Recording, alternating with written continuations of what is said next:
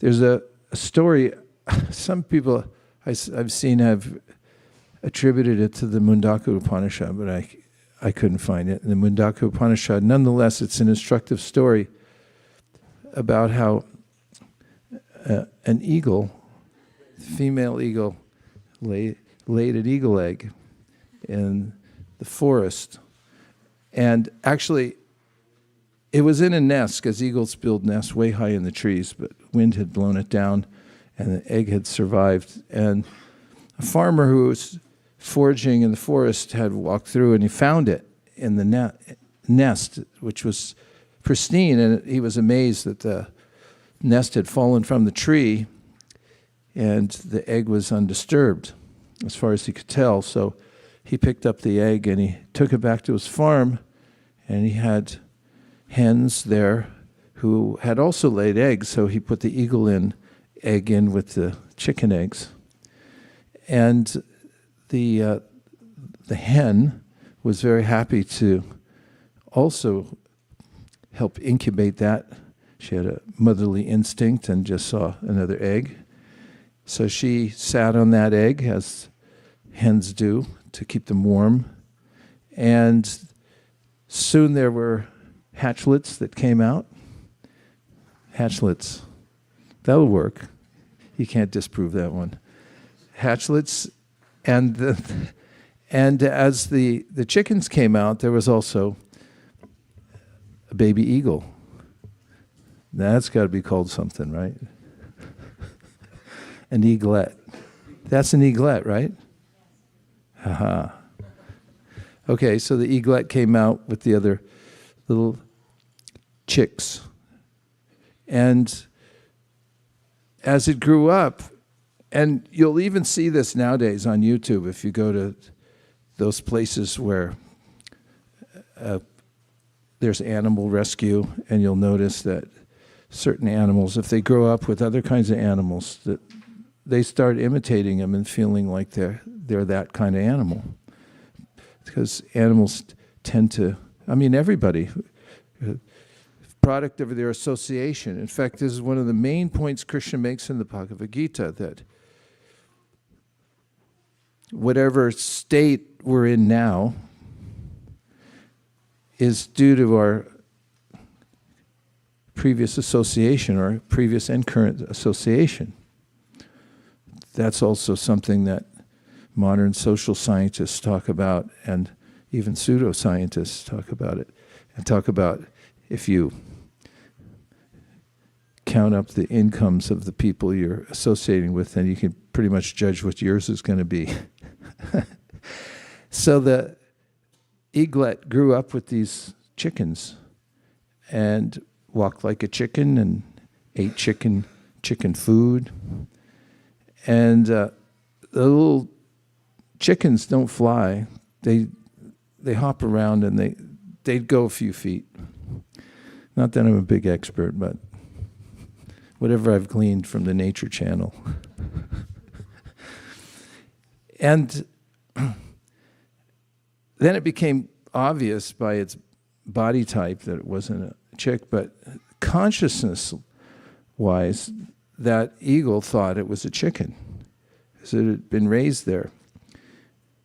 And one day a visitor came through who was a wise person, and he was musing at this scene of the eagle associating with chickens and walking around like a chicken and doing all the things the other chickens did. And he said, "That's not a chicken, that's an eagle." And even the farmer there said, "Nah, he's a chicken." And the eagle thought, what's he talking about? I'm a chicken. So this wise person said, "No, I think he should come to know his real nature." So he asked the farmer, "Can I work with this eagle for some time?"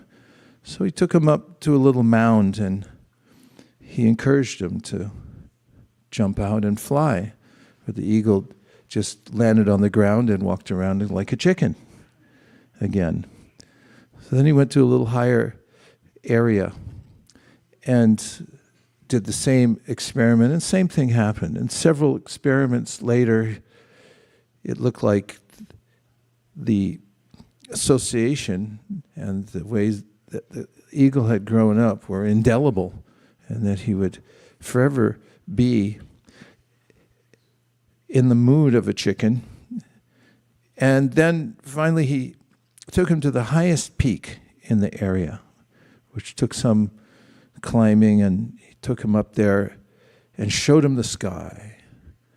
And this eagle, who thought he was a chicken, looked out at the sky, saw the clouds, and then saw the great canyon below, and something stirred in his heart. And the wise man could sense that something had stirred in its heart, noticed its countenance change, and nudged it a little bit. And that eagle then leapt out from his hands and began to soar. And in that moment realized that it was not a chicken, but it was an eagle. And the story, many people may take various lessons from the story, but one of the ways it relates to the practice of what we call Krishna consciousness, which means to come back to our original consciousness, is to see that the ways that we work in this world and the idea that we're a material entity, I belong to a particular family. When you perform a yajña, there's a recount of your family and your heritage and so forth. But actually, we don't have anything to do with this material identity that we've assumed. And because of association, we've taken on a very determined lifestyle that, oh, I'm a human, I have to do human things and so forth, and I have work to do, I have family, I have obligations to my material body. And so Kṛṣṇa says this is a mistaken identity. And by the process of being reminded, that's a weird sentence, when we're reminded by Kṛṣṇa and those who teach Krishna consciousness, like our spiritual teacher here came to the West and just had a simple message that you really don't, the work that you're doing and the way that you're identifying yourself is not your real nature. He was like that wise person who came and took the eagle and said, here, no, try, fly.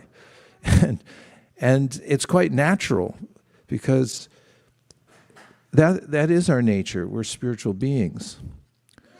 So the book I referred to a moment ago, which was a revelation of Brahma, he had that experience where he broke through from his identification with the material world, and then he had a revelation of the spiritual world and of Krishna, and that's altogether possible for everybody. One of the lessons of the Bhagavad Gita and the Srimad Bhagavatam is we're a lot more powerful than we think we are. Just like an eagle has a lot more power than a chicken. And our power is suppressed by our own misidentification with something that we're not. And there are several verses that are very encouraging in the Sri Brahma Samhita, in which Krishna is speaking to Brahma, and it's advice for everybody in the world. And he talks about how one can have an awakening. Prabhude jnana bhakti vyamananda chinvayi udetinutama bhaktir bhagavat prema lakshana pramanes tat saracharais tarabhyaser nirantaram bodhayana manatmanam bhaktim apyutamam labet. He says that anyone can awaken. Prabhude jnana bhakti vyam, and all that's necessary is knowledge and practice, he says. So knowledge comes from a couple of very reliable sources. One is the Bhagavad Gita, another is the Srimad Bhagavatam. There are several other books in the orbit of, or in the universe of these books, but they're the main ones. And Prabhude Jnana Bhaktivyam Atmayananda Chinmayi, Udeti means to awaken. Udeti Tama Bhaktir Bhagavat Prema Lakshana. What happens when you awaken because of knowledge from these books and those who teach them, and the practice of bhakti, is what he's saying, is you realize you have a higher nature. Prabhude Jnana Bhaktivyam Atmayananda Chinmayi Udeti Tama Bhaktir Bhagavat Prema Lakshana. Lakshana means the qualities that somebody has or something has. Bhagavat Prema Lakshana, which means that through the knowledge and practice that we teach here, through this authorized system that's been passed down from Kṛṣṇa, the Supreme Personality of Godhead, then we get an awakening, and we'll realize that we're not chickens. We're actually eagles. And we can fly. And we didn't know that. We didn't know we could fly. But we could awaken to that. And Udeti Tama Bhaktir. And then also realize your relationship with a higher realm. And your relationship really with Krishna. And then he says, Pramanais tatsaracharais tarabhyasaya nirantaram bodhayanat manatmanam bhaktim apyutamam labed. He gives more evidence about how to do this, how to be steady in a spiritual practice. Would you like to know that, according to this? Okay. So that was 63% said yes. Everybody else, cover your ears. He says, Pramanais, you should have evidence from a solid authority. Pramanais means you have to have authorized knowledge. There is such a thing as authorized knowledge, otherwise there is no such thing as study.